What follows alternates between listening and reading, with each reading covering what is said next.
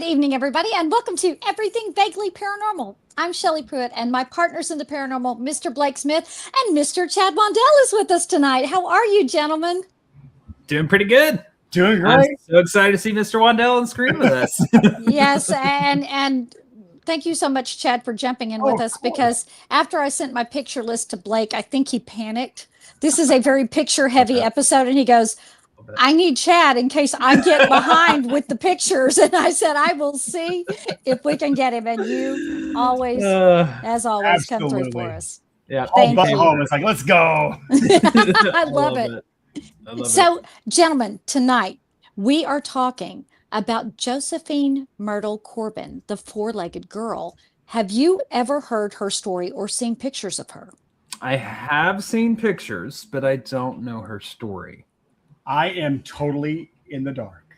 Oh, okay, fantastic. good. So now, Chad, I know that when you called me on Sunday, that I was in a panic because it's very difficult to find her documentation of her life. And I'm just going to start out by saying I did such a deep dive, and we have the most accurate documented information in this that I can possibly give you. Because in some of the things I saw, there's some very sloppy journalism going on in the telling of her story. And I get very close to the people that I cover. And I want to do them justice, and I want to tell their story as accurately as possible. And I got very attached to her. So a couple points I had a little rage at, why don't you just She look did. it up? Chad was on the Yeah. phone with me. I had some Yeah. rage. I had to talk her down a little bit. Yeah, he had to talk me down. So, gentlemen, I guess tonight that we will go ahead and jump into Josephine Myrtle Corbin, the right. four-legged girl. Let's do it. All right, let's do it. Now, there are some people whose lives begin quietly, and they stay that way. They're born, they grow up, they marry and raise children. And these people work and worry and laugh, and eventually they become a name on a family tree, an image in a photograph that's unlabeled, and those who are still alive can't quite determine which one they are. But Josephine Myrtle Corbin was not one of those people. She was born in a rural corner of Tennessee into a family that was not wealthy, not famous, and honestly not expecting anything unusual. Her father, William Corbin, was a farmer. Her mother, Nancy, had lived through hardship before Myrtle ever arrived. And this was a family that knew hard work, uncertainty, long roads, and the everyday worries that came with raising children. And they were doing it in the shadow of the Civil War. So we're going to start off with her mom. Nancy Williams was born September 13th, 1843 in Alabama. She had red hair and blue eyes and very fair skin. And as a child, there was no way she could ever have imagined how interesting her life would become. In the time around 1858 to 1860, she fell in love with a man named John F. Sullins, and he'd been born in Georgia in 1840, and he was 3 years older than Nancy. Now, at this time, talk of civil war had been spreading throughout the country. And when Abraham Lincoln was elected in November of 1860, 7 southern states seceded from the Union: South Carolina, Mississippi, Florida, Alabama, Georgia, Louisiana, and Texas. And these states formed the Confederate States of America. And at 4:30 a.m. on April the 12th of 1861, the Confederate forces fired on Fort Sumter in South Carolina. The Civil War had officially begun. So John Sullins did his patriotic duty and signed up to fight. Where he was stationed or what his job in the Confederate Army was is unclear. What is clear is that 8 months and 1 day after the beginning of the Civil War, Nancy gave birth to a little girl named Laura Ann Sullins on December 13th of 1861. Nancy was just 19. The Blount County, Alabama marriage records indicate that Private John F. Sullins married Nancy Williams on February 13th of 1862. Now, this is a quick side note. It's not certain that Laura Ann was born before her parents were formally married. Registration records of her birth could be off by a year, or the marriage index could reflect the date of the legal registration of the marriage and not the marriage itself. This marriage, however, was not destined for a happy ending. Private John F. Sullins died on October 31st in 1863, and the details of what actually happened to him are not known. And young Nancy was a widow at 20. Damn. Now, that's rough, and that was probably not an unusual story. No, it probably wasn't, but it's just to think in like today's time, 20 is young, very young. Do we know if it was war related or not war related? The details are not known, but we do know that he was serving in the Confederate Army. So safe to kind of assume it was probably war related, but not 100%. It's not the details of what happened to him are not known. Okay. So, but it is very likely that he was killed in some form of either combat battle or in service to the military. I wonder if we can look up his service record. I tried. I couldn't find that one. Now, soon after, she met William Henry Corbin, and he was born on January 10th in 1842 in Cherokee County, Georgia. He had red hair, blue eyes, and pale skin as well. And when the Civil War came, he too served in the Confederate Army. His post was in Company B of the 43rd Georgia Infantry, and he was injured in military service, but the exact nature of his injuries is unclear. It's reported, but not documented, that he had been wounded in the right arm, and in his left hand.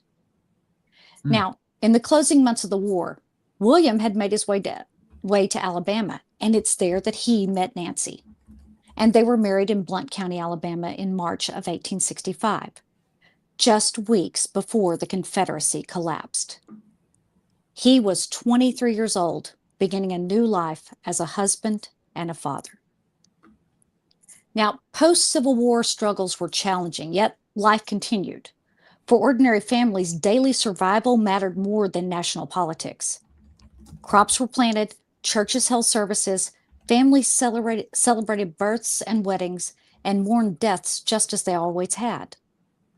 And among those families were the Corbins. And the new little family got on with living a quiet and ordinary life. William took up farming. You see, he possessed more practical skills rather than formal education. And Nancy, she tended to the house and to the animals. Now, the Corbins were not wealthy, nor were they destitute. They were part of middle rural 19th century America, whose fortunes rose and fell with weather, harvest, livestock, and simple luck. Now, on December the 12th of 1865, Nancy gave birth to her second child, a little girl that they named Mary Frances Corbin. Now, it's not known why, but around this time, the growing family decided to move to Lincoln County, Tennessee. And shortly after, Nancy was pregnant again. And on May 12th of 1868, Nancy delivered another little girl, Josephine Myrtle Corbin. Now, according to Nancy's own account, the delivery had been remarkably ordinary. In fact, the first indication that there was anything unusual about Myrtle was when she was born. She came into the world as all babies do, her little cry breaking the stunned silence of the people in the room. Because you see, this was no ordinary birth. No ordinary child. From the waist up, she looked just like any other baby. However, just below her waist, her body was divided into two distinct pelvises with 4 legs. Now, no one had ever seen a baby like this, and the concerned parents anxiously looked to the doctors for an explanation. But there was no easy explanation. The doctor, in the moment, could only offer a few words to the concerned mother, stating, even though she had a baby with a major deformity, she was actually quite lucky. With a baby of these proportions, a breech birth would have been fatal for the child and maybe for the mother too. Now, the Corbins were immediately set upon by the medical community. The doctors needed a reason for Myrtle's extraordinary appearance. But in the 19th century, there was no medical vocabulary to adequately explain what they saw.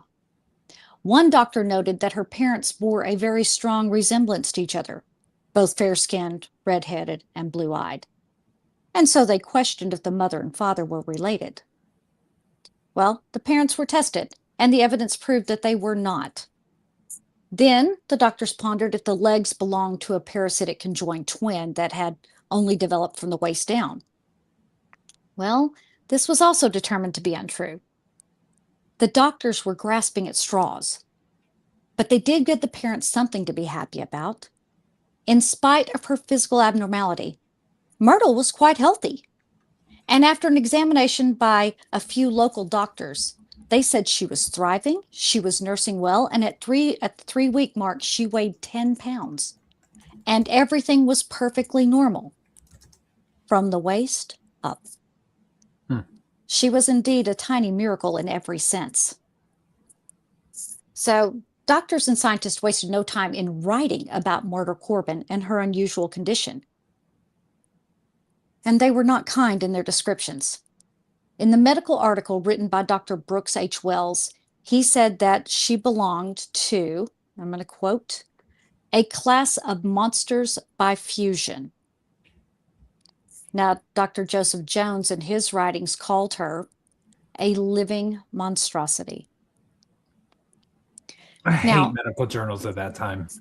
I understand they didn't have the vocabulary. I get it. I understand. Yeah, that's not true, though. They had some vocabulary. They just chose poorly because they had very clinical terms at this time for other things like that. Because they could have referenced this as a conjoinedness or some kind of a big word I can't say. Anomaly. Yeah. I'm not even going to try again because even thinking in my head, I'm saying it wrong. Jesus. What did you put in my drink? I think you were trying to mix up abnormality and anomaly. Yeah, there you go. Both of those together. They have the words. They're just dicks. Yeah. That's what I agree with you. Yeah. Well, so now after a much more lengthy study, it was determined that Myrtle had an extremely rare congenital condition called dipygus. And dipygus is known for the duplication of body parts. And in Myrtle's case, the legs and pelvis had duplicated. She didn't just have 4 legs, going to be a challenge for the little girl. So when we're looking at that picture, go ahead and put that picture back up. The way her legs are paired is the larger leg and then the leg right next to it belong together. So she basically had 2 strong outer legs, but its match was a smaller leg in the center. So, and can you put back up the anatomy of her? Okay. Anatomical. Yeah. So in looking at this, what it was when her spine basically kind of, it branched and it formed a pelvis. So think if you were standing straight, but you turn your hips slightly sideways. Those are the way her hips paired together. She had one that was on one side and one that was on the other from a spine that branched. So the walking was very difficult, but that is basically what her body did. It's not a conjoined twin or a parasitic twin. Her body just duplicated that particular part. How interesting, though. Like, I mean, it just from a human standpoint of, we know that when you're born, everything, it's the body just, it forms. The cellular way that it forms is amazing to me. And the fact that, like, sometimes we have these types of anomalies in the human makeup, the human genome or whatever, where it just does this. Like, that's, I don't know, from a medical standpoint, that's fascinating to me, of how the body can just go, I'm going to split and duplicate. Yeah, there's got to be something that was in the genetic code that either, like, it's almost like it hit this one spot in the gene and went, did I do that? Let's do it again just to make sure. Like, right. Something in that genetic code said, oh, we have to duplicate this. We need a second.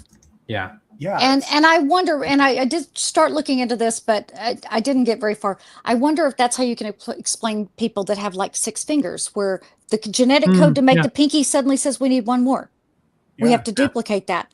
I do not know. I did not get that far in my research. Maybe somebody will look at that and see if that is also considered dipygus. But that makes sense to me.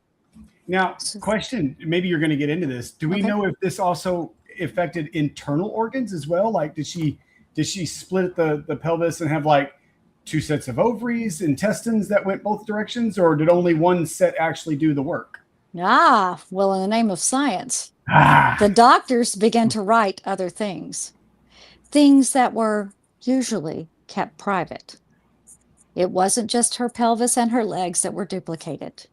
She also had duplicate internal and external reproductive and excretory systems. whoa. And the Wow. doctors described in detail what was between her legs: 2 anuses, 2 pubic arches, 2 labias, 2 vaginal openings, and all appeared to be functional. It was also Whoa. noted that she had 2 sets of bowels that functioned independently of each other. So it was possible that on one side she could be constipated and on the other side have diarrhea. And the public soon became very knowledgeable on all things Myrtle Corbin, and the attention was turning her into a public figure. That is freaking crazy. Isn't that fascinating? So Yeah. can you imagine? You know how much a baby goes through diapers. This baby had 2 heinies and 2 bobos, and both of them were Yes. functional.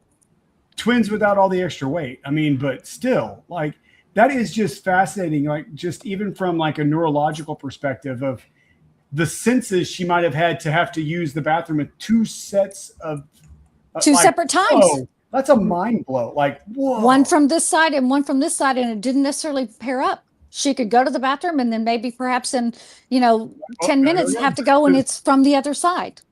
That's Wow, that's freaking crazy. Which also that's meant interesting. 2 menstrual cycles. Ladies, Mm. doesn't that sound like a horrible, horrible thing to have to deal with? From That's both sets of her fascinating. reproductive systems. So while you were just kind of talking about that, like to answer your question about the pinky, I will answer that for you because I just did a quick little search and just read Thank through you. some things while you were reading that next section. No, an extra pinky is not considered. Is it dipygus? Dipygus. An extra pinky finger or toe is called polydactyly. Right, that's what it's called. But I was wondering if it was caused by dipygus. No, more. Okay. It's specifically postaxial polydactyly. Okay. Is what that is. So it is not dipygus on that. But then I also was like, why would, because in my head, I'm like, why would this not be considered a parasitic twin? And to kind of reinforce that for you, are you going to go into that? Because I don't want to jump you if you are. No, go ahead. You can say it. Okay, I was going to say, because the whole thing is how it's structured and organized. Yeah. That's exactly what it comes down to, is how it's structured and organized. So the fact that it splits and duplicates, that's what makes it It's identical. dipygus. Yeah. And instead, a parasitic twin, basically, there would be some more conjoinedness going on with inside, is the way that it is. That's fascinating. Wow. Yeah. Linda even said, like, how the hell do you potty train a child like that? Because you don't know which end it's going to come out of. You don't know how to tell them what to expect and how to feel because you have no relative, like. There's no frame of reference. No. Like, Right. There's no way to deal with that. Like. Now, neighbors would arrive under different pretenses. They would drop in to congratulate William and Nancy on the birth of baby Myrtle. And some would bring food and some only well wishes. But the Corbins knew that most just wanted to see Myrtle for themselves. And with each visitor, the chatter in the town grew. Now, life at the Corbin house was far from ideal. William's war injuries made farming difficult, and he had no sons to help. He had a wife and 3 little girls that depended on him. And he needed a way to make money and put food on the table. And he thought of an idea, one that would alter Myrtle Corbin's life forever. When she was just 5 weeks old, William figured out a way to earn money. The neighbors wanted to see the child. So why not charge them? For a small fee, the nosy neighbors could satisfy their curiosity and see Myrtle's little legs. Now, to William's surprise, his daughter brought in quite a lot of money. But once all the neighbors had paid and gawked, the money kind of dried up. So William took his idea to the next level. He put ads in the newspapers to attract even more people. And the ads showed a drawing of the baby in her high chair with her mother standing beside her. And in the sketch, little Myrtle had on a short dress so the reader could easily visualize her legs. Now, the newspaper reading public went crazy, and Myrtle was becoming a national celebrity. So William packed up his daughter and took her to fairs and sideshows across the state. Now, it couldn't have been easy, but the need for money was paramount because Nancy was once again pregnant. Yeah, but still, I mean, he's her father. Like, all right. I won't go into it yet. Okay. I'm gonna reserve judgment because Okay. I learned my lesson on a couple of these episodes. So we're gonna roll with it. Go ahead. Okay. Stop you. Now, in 1870, William again packed up the family and they moved back to Blount County, Alabama. And not long after they returned, Nancy and William welcomed another daughter, Willie Ann Corbin, on April 25th of 1870. Now, with another mouth to feed, William continued to show Myrtle to eager crowds across the state of Alabama. And it didn't seem as if they could stop because the family just kept growing. Nancy gave birth to her fifth child, a son, on May 27th, 1872, named James Henry Corbin. And then a sixth child followed, a boy, Stokely Monroe Corbin, born on November 10th, 1874. And less than 2 years later, child number 7, a son, Myrtle Corbin, came into the world on October 28th, 1876.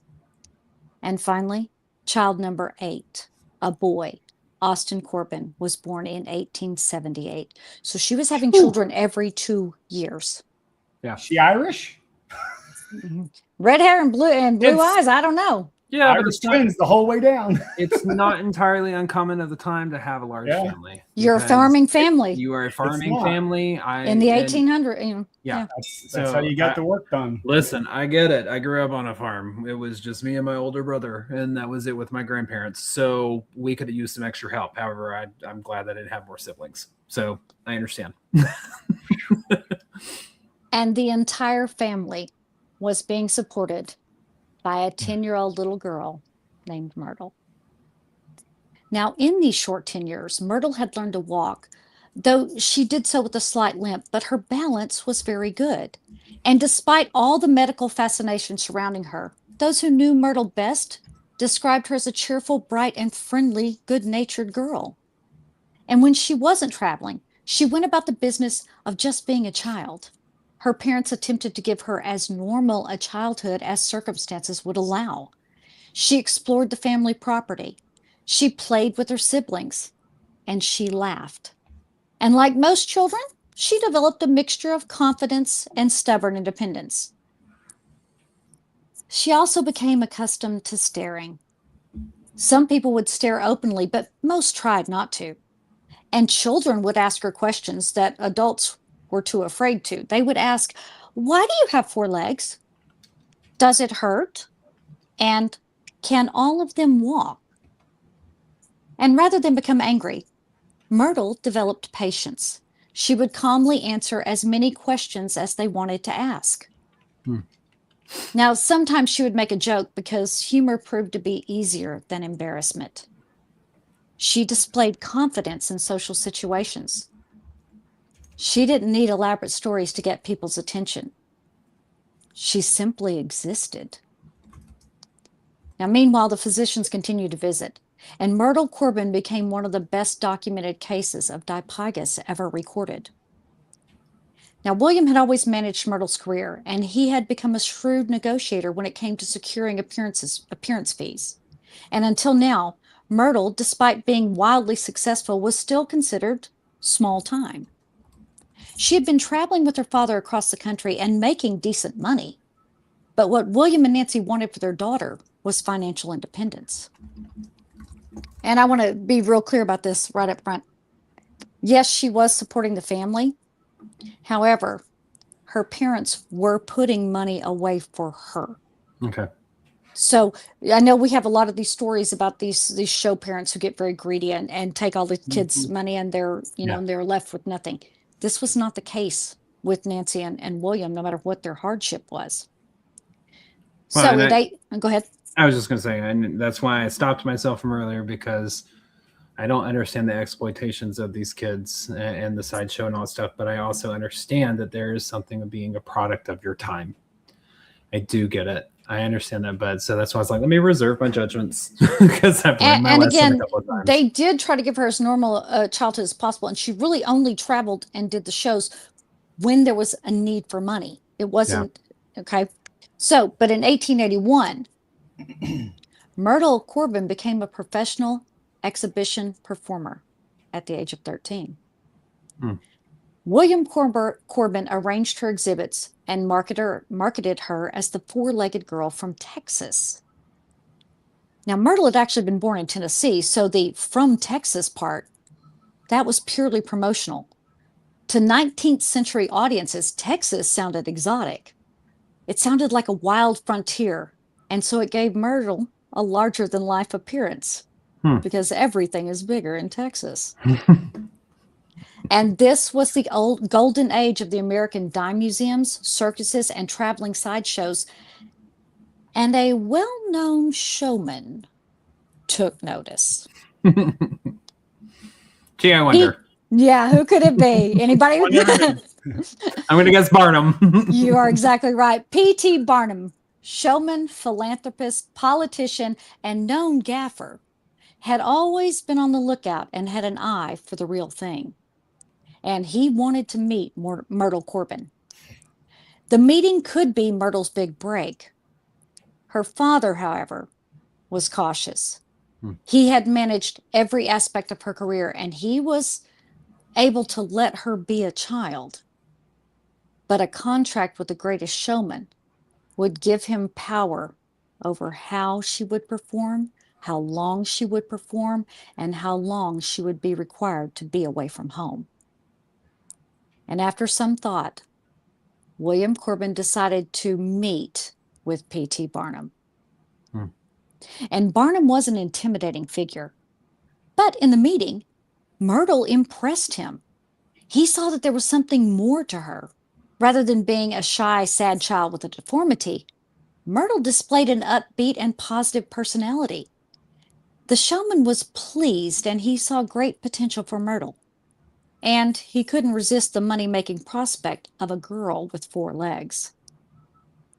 Well, then came the negotiations, and it was unlikely that Myrtle's naive father would have much luck against the shrewd Barnum. However, all of those years on the road had taught William Corbin a few things, and he had become a very wise negotiator. And when all was said and done, William Corbin walked away from the table with an impressive contract for his 14-year-old daughter. She would be paid $250 a week for being exhibited. Now, in 2026, that contract is worth $8,266 a week. Wow. That is, considering the ones we've talked about on the show. Like Tom Thumb was getting like $1,500. Yeah. Wow. Go Dad. Okay. Go Dad. Yeah. Go Dad. Especially if we're sticking with putting money away for her. Like, yep. Go Dad. But let's be fair, Barnum didn't do too badly either. Yeah. Because Myrtle quickly became one of Barnum's most popular acts. Right. So Myrtle was left in Barnum's hands. Now, most of Barnum's acts were trained to do something other than to just be. Tom Thumb sang and danced. The bearded lady recited poetry, and the human torso performed tasks using only his mouth. But Myrtle's performance on Barnum's stages was really very simple. She would appear on stage looking quite normal in a long skirt. The only suggestion of anything different was that her hips looked wide for her body, and she moved with a slight limp. Myrtle would take a seat on the stage, take a seat in the chair that sat center stage, and once settled, she would slowly and dramatically pull up her skirt. And when the audiences saw her four legs, they were awestruck. But after several years, Myrtle grew tired of being a person that people only wanted to gawk at due to her condition. She didn't really want to be a permanent curiosity. She wanted a life of her own. And Myrtle had always been closest to her younger sister, Willie Ann. And she often wished she could do the things that her younger sister did. Normal things. She wanted to go on dates and attend dances and be an ordinary teenager. But dating presented a whole new set of challenges, and Myrtle was sure that a woman with 4 legs, finding someone who would actually love her was not going to be easy. However, due to extensive travel with Barnum, she had become a very cultured young lady. She had a pleasant look, and with her red hair and blue eyes, she was quite noticing. She was quite noticeable, and she did have musical abilities. And it didn't hurt that she made a lot of money. Myrtle Corbin was actually quite a catch, and there were men that made advances toward her, but Myrtle didn't know if she could trust any of them. Now, in 1885, Willie Ann was getting married, and Myrtle would attend the wedding. Her younger sister's groom was Hiram Locke Bicknell, and he had a brother.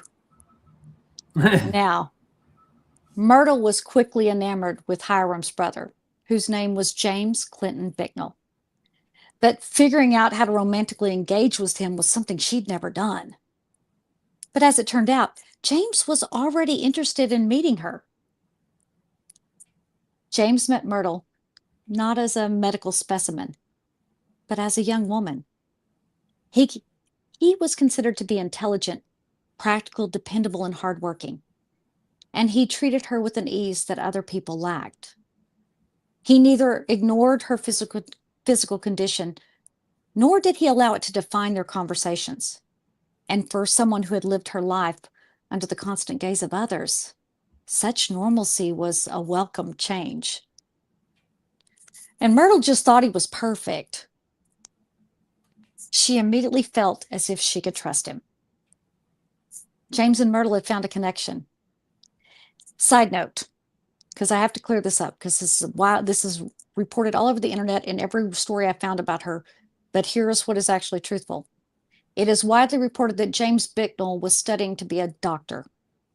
However, in the census records, James Clinton Bicknell's occupation is listed as farming. He was not a doctor. That's according to census records. So if you've heard that on the internet, wipe that out of your mind. That is not accurate. Now, Myrtle celebrated, Sorry, I was wondering if, I don't know, that's interesting because I know some census records do state whether they were at home the day that the census was taken or not, and the reason for not being home, or where they were, or if they had attended school the previous day or something like that. So maybe he was studying, but at the time, no, not a doctor. Well, I do check census records farther on, and he is listed as a farmer in every one of them. Yeah. So Myrtle celebrated her 18th birthday on May 12th, 1886. On June 12th, 1886, Hiram Bicknell, Willie Ann's husband, appeared before probate judge J. Wesley Moore to swear an affidavit which reads, State of Alabama, Blount County, before the undersigned authority personally came, Hiram Bicknell, who after being by me first duly sworn, says that he examined the family record of William H. Corbin, and according to said record, Josephine Myrtle Corbin was born May 12th of 1868, making her over the age of 18. The affiant further states that he was invited to and was present at the 18th birthday dinner of said Myrtle at the residence of William H. Corbin on the 12th day of May, 1886. That said, William H. Corbin was present at said dinner and was considered by all members of the family as Myrtle's 18th birthday dinner. Signed, H. L. Bicknell, sworn and subscribed before me this 12th day of June, 1886. Signed, J. W. Moore, probate judge. So why is this important? I was just about to ask that. It's because Myrtle's age had to be verified. Yeah. Because James and Myrtle were getting married. So she had to be sworn as being 18 years of age. Now, once the affidavit was sworn and signed, Myrtle and James Clinton Bicknell were married that day, June 12th, 1886. And the wedding was quiet. It was attended by only family and friends. She didn't want to perform for a crowd or to be an attraction. She was simply a bride beginning her new life. Now, Myrtle withdrew from professional exhibition. She was a married woman and was ready to live a quiet and private life with her husband. Now, her retirement left an opening in the sideshow community. She was so successful that other promoters searched for more women with 4 legs, but none were found. And with typical sideshow creativity, they resorted to gaffes. Often it would be a woman sitting in a specially designed chair, which is going to be your figure that's on the left, while another would be hidden behind her with only her legs showing. Another ruse that was employed was a belt that would be fastened around the waist with an extra leg on each side, and these legs would be attached to the wearer to give the appearance of movement. Or sometimes they just simply put a woman in a seated position with a pair of fake legs propped up next to her real ones.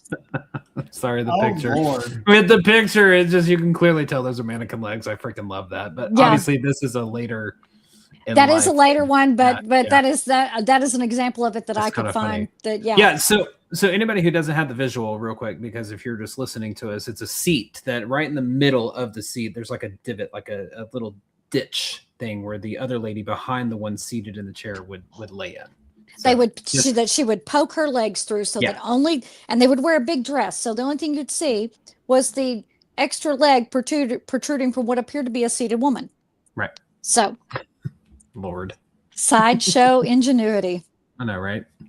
Now, in the spring of 1887, Myrtle became seriously ill, and her symptoms included pain on her left side, fever, headache, decreased appetite, vomiting, and cessation of menstruation. Now, physician Dr. Lewis Whaley was called in to examine her. And according to Whaley, when she was told that she was pregnant, the doctor determined that Myrtle was pregnant in her left uterus. Now, according to Whaley, when she was told that she was pregnant in her left uterus, she replied in disbelief with a shocking statement saying, and I'm quoting because this is from Dr. Whaley's account, "If it had been in my right side, I would come nearer to believing that you are correct."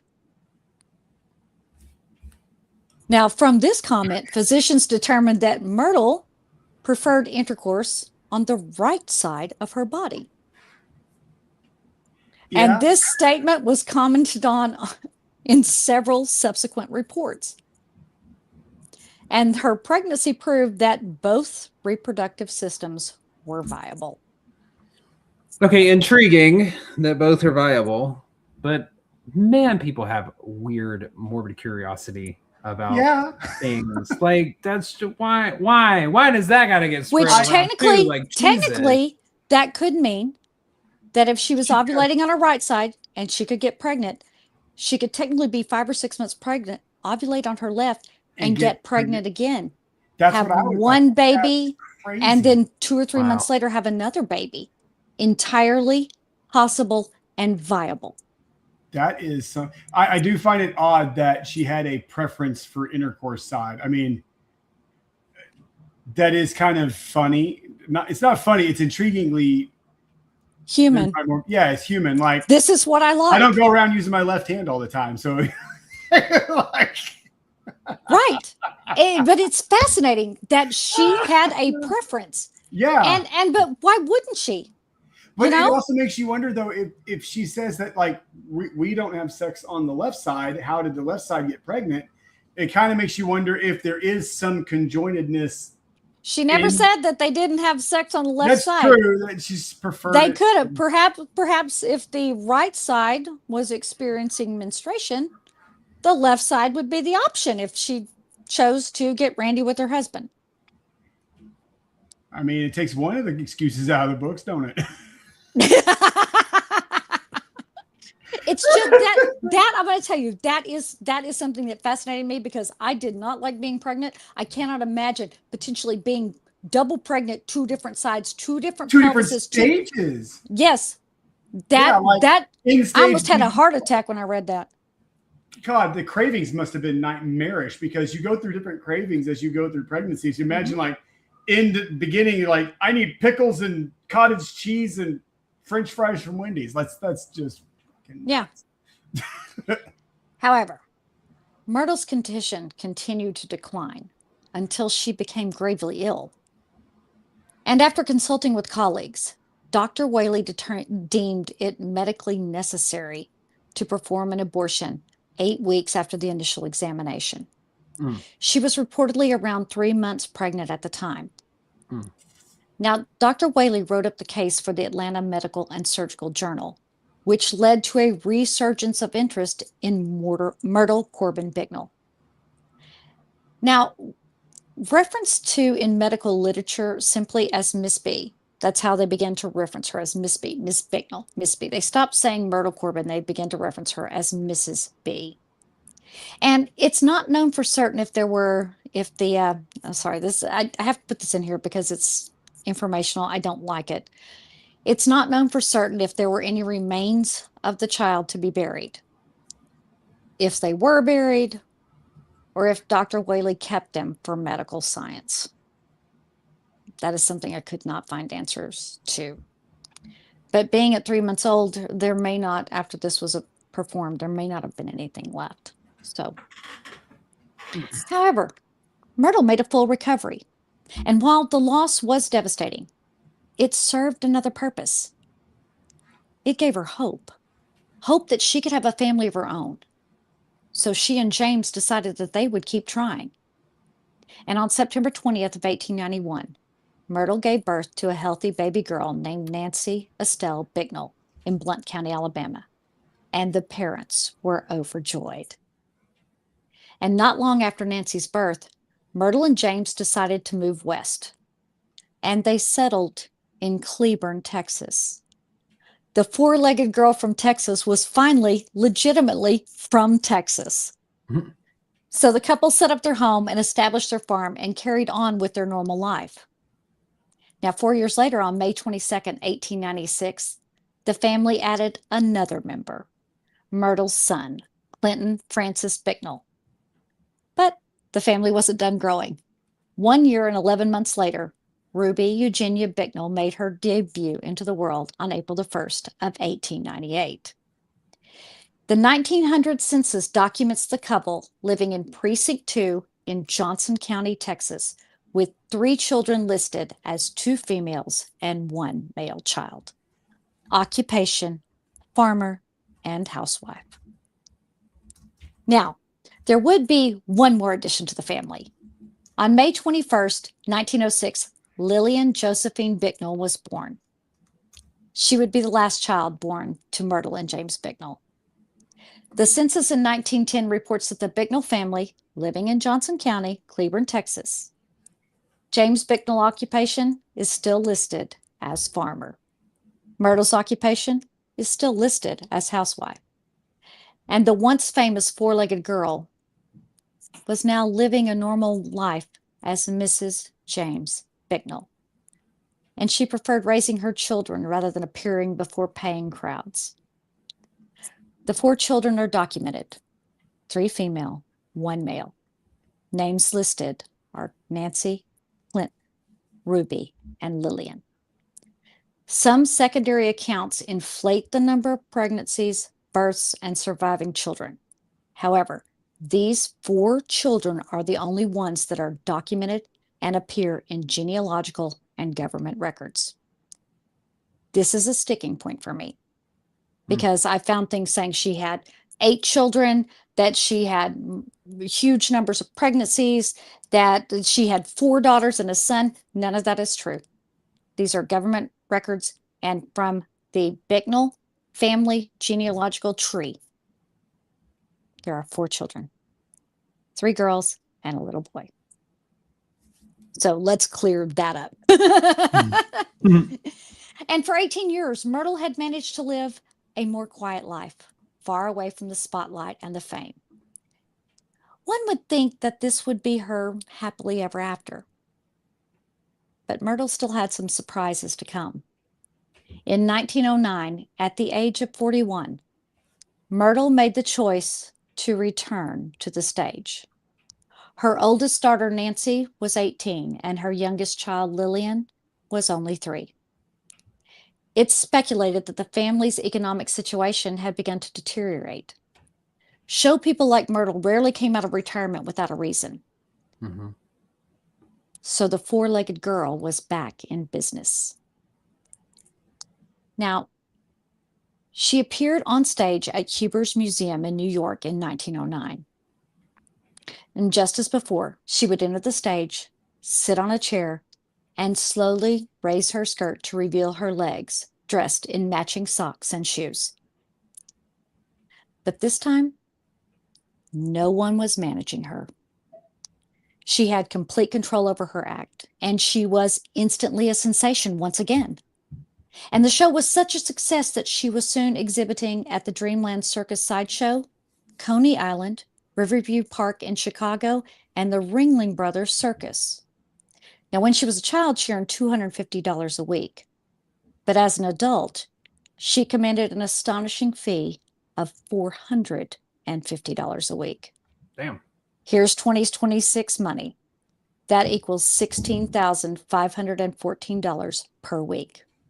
And she was at the top of her game. Good for her. Damn. Good for her. Hell yeah. Yeah, damn right. No joke. I mean, that's banking. No kidding. However, Myrtle had some serious competition. Francesco Lentini was from Italy, and he had come to America and immediately began to wow audiences. He was 20 years younger than Myrtle, and his claim to fame was that he had 3 legs, and all were different sizes. Even more remarkably, he could kick a soccer ball with one leg and use another as a stool to sit on. Lentini was young, athletic, and charming. Well, Myrtle's reemergence into showbiz was always meant to be temporary. And after 6 years of life back in the sideshows, her last appearance on the stage was in 1915. And she retired back to her home in Cleburne, Texas, and returned to her quiet life. And for the next 12 years, she focused on her private family affairs. Her father, William Henry Corbin, the man responsible for launching her career and negotiating her wages, passed away in 1923. He was 81 years old. Now, in the spring of 1928, Myrtle noticed a strange rash that developed on her right leg, and it just continued to spread. The rash quickly turned into an infection, and the attending doctor diagnosed her with erysipelas, which is a very serious streptococcal skin infection. Today, doctors could have cured the infection rather easily with antibiotics. But in 1928, the medicine simply was not available. And I get so attached to these people, I do. Her condition deteriorated rapidly. Josephine Myrtle Corbin Bicknell passed away on May 6, 1928, at her home in Cleburne, Texas, just 6 days shy of her 60th birthday. And that is her death certificate. Newspapers across the country printed the news of her death. Now, the family, Sorry. not yet. Hit a button. That's okay. The family was immediately inundated by scientists, doctors, and macabre collectors who expressed an interest in acquiring her remains. Museums and medical schools offered large sums of money for her body or her skeleton. Now, the appalling requests were immediately denied. Horrified, the family feared that her body might be stolen to become the object of medical or commercial exploitation without their approval. So they took extraordinary precaution to protect her body. When the coffin of Myrtle Corbin was lowered into the ground, her husband James Bicknell stood watching as the grave was filled with a thick layer of cement. He waited for hours, standing watch until the cement had dried completely. And only then did he and other members of the family leave Myrtle's graveside. She is buried in Cleburne Memorial Cemetery in Cleburne, Texas. And it's a kind of haunting end to her story. After spending so much of her life being examined and photographed and advertised and exhibited because of her body, her family made certain that in death, Myrtle finally belonged only to herself. Yeah. Now, Nancy Corbin, Myrtle's mother, passed away from pneumonia in 1832 at the age of 88. She had been witness to the entire life of her extraordinary daughter. James Clinton Bicknell, Myrtle's husband, remarried a few years later to Alice Brown. He passed away on February 14th, 1946, from cirrhosis of the liver. He was 77 years old. And as for James and Myrtle's children, Nancy Estelle, born September 20th, 1891, married Emile Alteris and passed away at the age of 90 on February 1st, 1982. Her son, Clinton Francis Bicknell, born May 22nd, 1896, married Alma C. Jameson. Clinton was a private first class in the U.S. military and served in World War I. He passed away at the age of 70 on April 8th, 1966. Ruby Eugenia, born April 1st, 1898, married John Omar Wells, and she passed away September 1st, 1978, from a heart attack. She was 80. And the baby, Lillian Josephine, born May 21st, 1906, married Charles H. Hammock. Lillian passed away August 14th, 1973, at the age of 67. And by the way, that picture that's up right now, that is the only picture I could find of Myrtle with her husband and one of her children, and that is baby Lillian. That's the baby. So she's the only one I could find a picture of one of her children when they were a child. So that brings us back to Josephine Myrtle Corbin herself. Now, in the end, Myrtle Corbin's life was never really about the thing that made people stop and stare. It was about what came afterwards. It was about growing up while strangers watched. It was about finding love, building a home, becoming a mother, having a family, and quietly insisting on having an ordinary life in circumstances that were anything but ordinary. And perhaps that desire for a normal life tells us more about Myrtle than any sideshow poster ever could. She spent much of her childhood being looked at and examined and photographed and written about and discussed. But she wanted to be more than just an attraction, more than just the four-legged girl from Texas. She searched for the same things we all do: love, family, and acceptance. And for long stretches of her life, she managed to have those things. Fame may have followed Myrtle, and there were times when she chose to return to it. But it was never the whole of who she was. And to the public, she was a curiosity. To the doctors, she was an incredible medical case. And to the showmen, she was an attraction that would put money in their pockets. But those are labels that other people gave to her. To the people that loved her, she was a daughter, a sister, a wife, and a mother. And now, more than a century later, we can look past the photographs and the advertisements and the spectacle, and we can see the woman who sits quietly behind it all. A woman who was constantly told how extraordinary she was. But all the while, she yearned for something wonderfully simple: the chance to live an ordinary life. And when we look back on her life now, it's easy to forget that she did not grow up thinking of herself as a legend. She was simply Myrtle, and that is how she preferred it. So the story of the four-legged girl, fascinating, yes? Oh, yeah. On so many levels.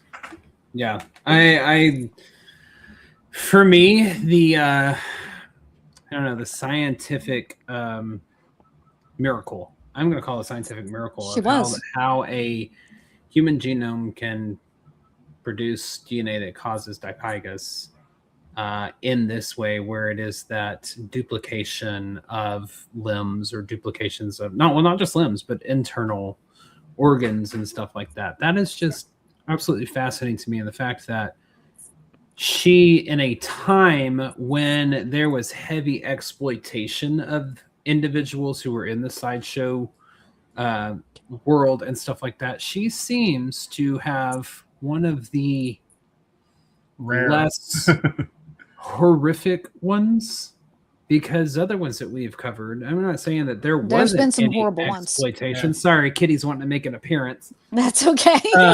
Piper did it too.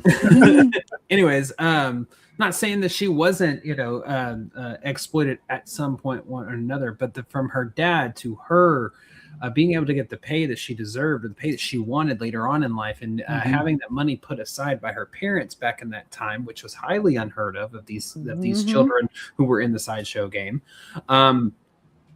I'm happy with her story. I am too. It doesn't seem like it's this tragic fate that she had to endure all of these horrible things. Yes, we understand that she was tired of being gawked at, but it's like she did something about it. When we hear so many times these stories that they couldn't do anything about it, that they were stuck, that they had no other way to get out. And so this one kind of like, I don't know, I have a different view on this one. This one kind of warms my heart a little bit, that she wasn't, I'm not going to say it wasn't that she didn't have a hard life, but it wasn't a horrific life as ones that we've covered on this podcast before. But what a fascinating story, that life that she got to lead. And I find it extraordinary that all she wanted to be was normal. That was her. That seemed to be her through line. And I think that her story was not horrific because of the fact that she had a family that was incredibly protective of her, but they didn't shield her or treat her like an invalid. They treated her like a child, like everybody else. And they exhibited her in stages, only when it was absolutely necessary. And she, the family was taken care of, but they were also putting money away for her. And she wasn't constantly being exhibited. Her father would take her, and maybe for a month or two, and then, okay, then we're going to stop. We're all going to come home. We're going to have Christmas. We're going to do whatever.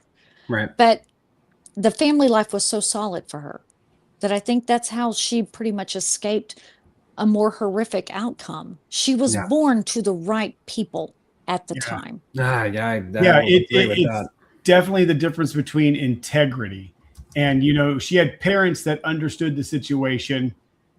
And I don't know, like my internal instinct here tells me that they didn't just go, hey, daughter, you're going to do this now. They actually sat down and said, hey, would you do this? And kind of got consent from her. Like, it's not a long-term, like, we just need to do this for a little bit so we could keep the house. We don't have to move. Like, are you okay with that? Yeah, Dad, I'll do it. And I think it kind of backs that up with later in life, she chose to do it again on her terms. When it was necessary. Yeah. And it always seemed, even with P.T. Barnum, it was actually still on her terms. Like she got the terms she desired. She got the terms she wanted. She got the pay she wanted. I mean, if you crunch the numbers real quick with what you said she was making per week, if she kept that average up for her little comeback, she made $5 million. Damn. She made $5 million, people. In today's money. She's a smart cookie. Yeah. She went, I don't ever have to work again. My kids are set. Let's do this. Yeah. She's there. And I'm of the opinion that is why she went back. It's speculated. Yes. It's speculated that the family situation was deteriorating. It's speculated. That's why I said it's speculated the family's financial situation was deteriorating. I see no evidence of that because they lived in the same house, which was probably already paid off and paid for. Yep. In fact, all of her family members moved towards the Cleburne area. Her sister Willie Ann lived there. Like all of her family came from the Tennessee and the Alabama area and moved into Cleburne.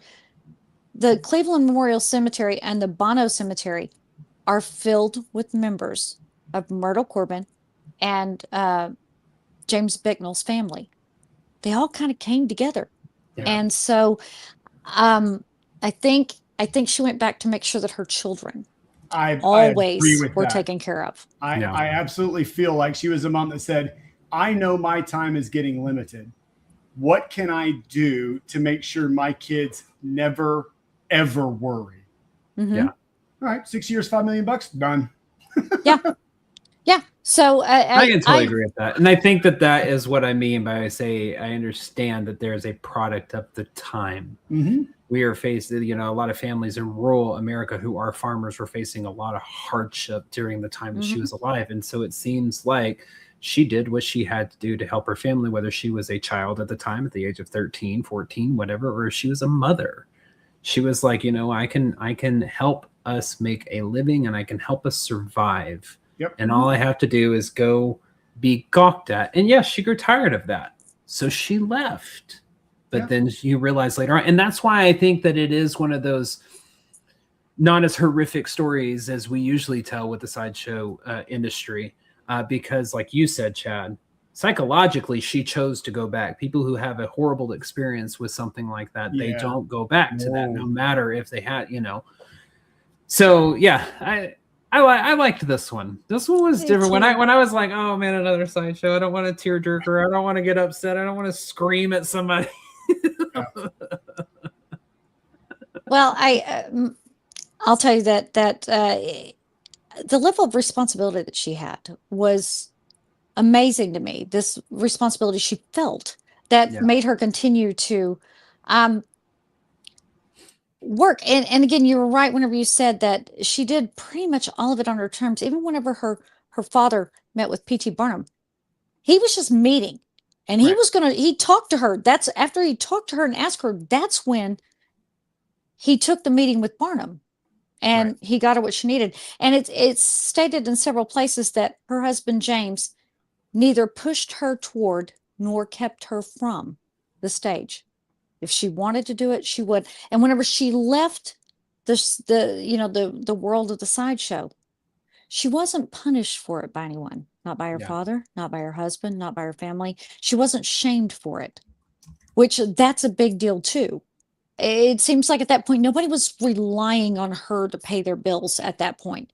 Yeah. And so if they wanted her to, if she wanted out, they were like, we understand. So I think it's the whole family support. Her case medically is fascinating.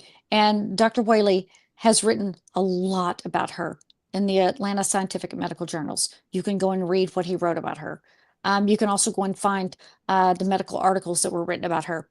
And I have to say this because it's been pissing me off since the minute that I saw it on the internet. Number one, if you're researching a person, people, please, please, please do better. Because, Blake, if you will please put up that one picture that I sent you of the lady right here. Do you know how many times I saw this listed as Myrtle Corbin? This is not, I want to be very clear, this is not Myrtle Corbin. This is, if you look in the bottom right corner, that is from the Weekly World News. It was a lady that they had made up whose name is Ashley, and it was for the Weekly World News. I looked. Ashley never existed. This was all a story to sell papers. This woman did not exist, and she is not Myrtle Corbin. You have no idea how many times I saw that listed as Myrtle, and I'm telling you, it just made me mad. It just made me mad. Do your research and do better. I was so upset every time I found that because I'm like, you can't see that it's a Weekly World News article. It's a hoax. It's on the internet. It must be true. Right. Absolutely, Chad. And I'm going to tell you that I looked and the only surviving, only one 4-legged girl that was born and lived just as she was Myrtle Corbin.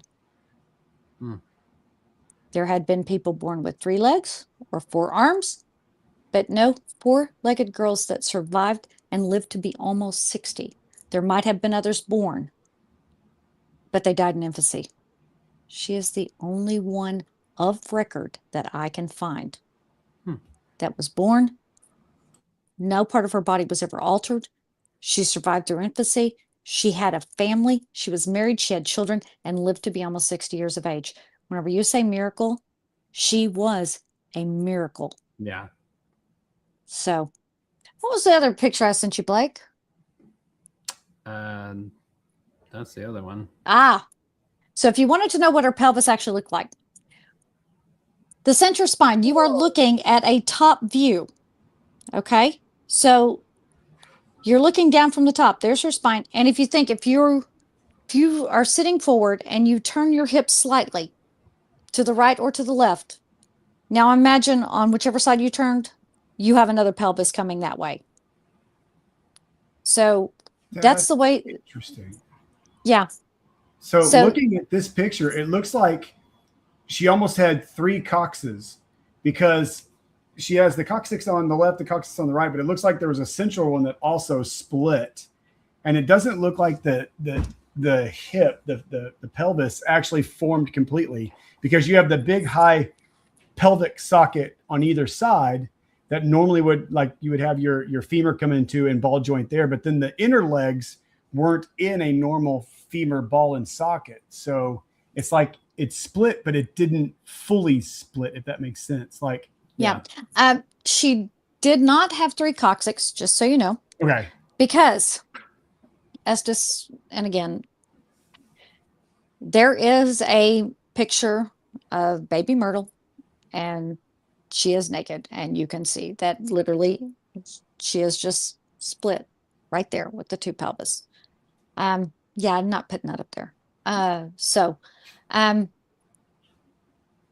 Anatomically, the visual of her, there is not an extra. So, just so you know. Yeah.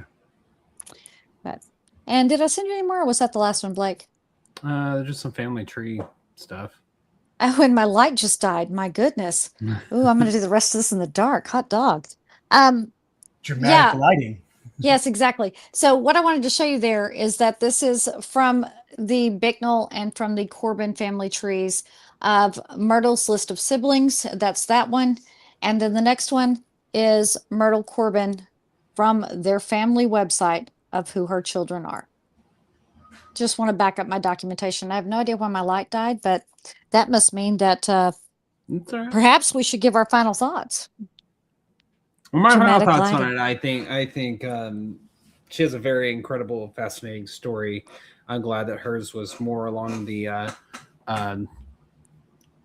less chaotic, normal side than what we're used to covering with the Sideshow stories. And I'm glad that she got what she sought, which was a normal life. You know, it's what anybody is looking for in the world. You know, it's just live a normal life, have fun, live a normal life, be loved, and love in return.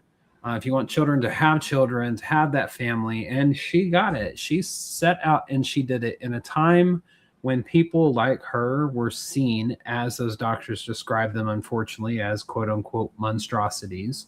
And they were gawked at and a lot of time exploited for things that they can't help with how they were born. So right. I have warm, fuzzy feelings about her story, because I think at the end of the day, she did everything on her terms, how she wanted to do it. So I'm very proud of her. All right, Mr. Chad Wandell, your final thoughts? Yeah, same boat. You know, medically, it is not just a miracle, it's a phenomenon. Like it seems like this condition is so rare. The documented cases that we could even have a chance to study are one. Like one. Yeah, one that I could find. One. And so that is something extraordinary on its own. But the fact that she was able to escape the normality of what happens and comes with that kind of condition is also a freaking miracle.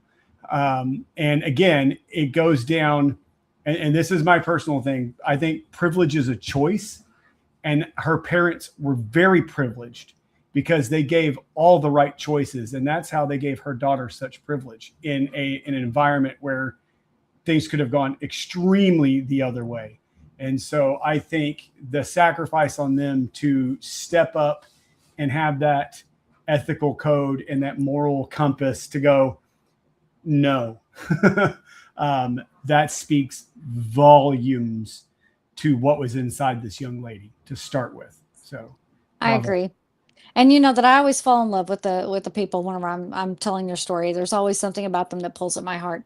And I find it so incredibly unfair that for her to have lived the life she lived, to have been through the things she had been through, that a skin rash that turned into an infection is what took her away.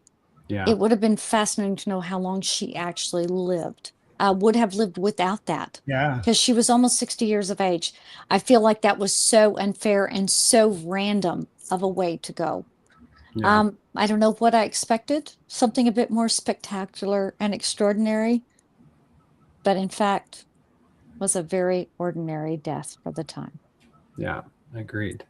And with that, Blake, why don't you tell them everything they need to know? All right, sounds good. Well, if you want to support the show directly, check out our Patreon page, patreon.com/EVP podcast. For just $5 a month, you'll unlock over 500 Patreon exclusive videos, including the pre and post broadcast, which are the 30 minutes before and the 30 minutes after this live broadcast. So you do get an additional hour with us each week. And your support from this goes directly back into the show and towards the adventures that we bring you week after week. And if you are not sure about joining, try it risk-free with our 7-day free trial. While you're over there, go check out our recommended pages and click on the Old Park Hotel. That has 24/7, 365, unless somebody requests them to turn off in an investigation. Or unless I'm there and it goes down. Yeah, live feeds into the hotel itself, so you can watch Ghost TV as long as your heart desires. It's been wild. Yeah, and it has been wild. They got different tiers over there, all that stuff. So while you're on our Patreon page, check out their Patreon page. Of course, if you don't know, now you will. Old Park Hotel is owned by Mr. Chad Wandell and his lovely wife, Leslie. Adore her as well. And they have the team Ghost Geeks, and you can find them on YouTube, Facebook, just like you can with us. So make sure you get them a follow as well. I'm spilling your tea, Chad, because I'm just throwing you in my closing that I do. We're an open book. It doesn't matter. So I've said it enough. So, but while you're doing that, make sure you stay connected with us as well. Follow us on Facebook, YouTube, many more by searching Everything Vaguely Paranormal and looking for that green sound wave. And remember, you can catch us live every Tuesday night at 8 p.m. Central Standard Time on Facebook and YouTube. Make sure you subscribe to our Eventbrite page as well to be notified when any of our public investigation tickets go on sale. And also, don't forget to check out our merch store. And to make this all easier, we are going to put all these links into our link tree, which will be on the Facebook and X profiles for Everything Vaguely Paranormal tomorrow morning, Wednesday morning at 9 a.m. Central Standard Time. It's also in your show notes for you audio listeners. Y'all, we're grateful for your continued support. Every like, comment, share, download keeps the adventures alive. So if you do have a favorite episode, share it with your friends. One of the easiest things you can do to help out the show and its rankings, wherever you get your audio from, head over there and download our catalog of episodes and leave us a review. And remember, if you have a story, comment, or question, or would like to be a guest on the show, or have us as guests on your show, email us at theevppod@gmail.com. That is THEEVPPOD@gmail.com. Go like, share, and subscribe to that YouTube channel. Say hello. Give us a thumbs up. Let us know you were here. So we want to thank you guys for joining us tonight on Everything Vaguely Paranormal. I'm Shelley Pruitt, my partner in the paranormal, Mr. Blake Smith, and our very special guest host, Mr. Chad Wandell. We want to thank y'all for being here tonight. We love you, and as always, we will see you next Tuesday. Bye-bye. Bye, y'all.